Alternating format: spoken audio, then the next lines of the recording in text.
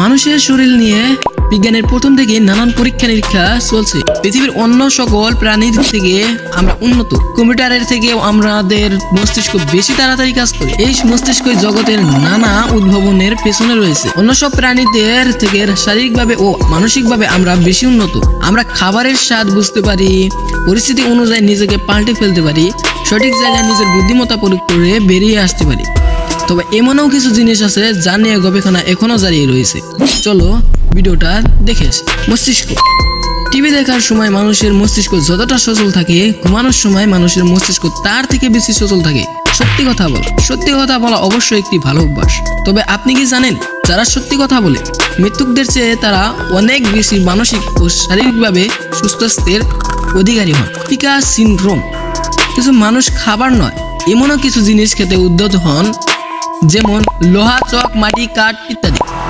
এই খাবার সংক্রান্ত ডিসঅর্ডারকে পিকা সিনড্রোম ডিসঅর্ডার বলে। ফুসফুস।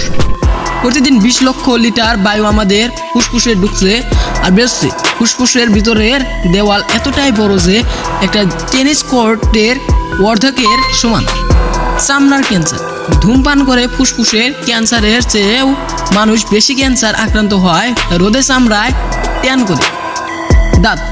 দাঁত সুস্থ রাখতে দিনে অন্তত 2 বার দাঁত মাজা উচিত, তা না হলে ব্যাকটেরিয়ার সংক্রমণ হয়ে মুখে দুর্গন্ধ হয় ও মাড়ির সমস্যা হয়। হাসি খুশি মানুষ বেশি সুস্থ থাকে। হাসলে আমাদের স্ট্রেস হরমোনের মাত্রা কমে যায় ও প্রতিরোধ ক্ষমতা বাড়ে। দীর্ঘজীবন। ডান হাতে কাজ করা মানুষেরা বাঁ হাতে কাজ করা মানুষের থেকে দীর্ঘজীবী হন।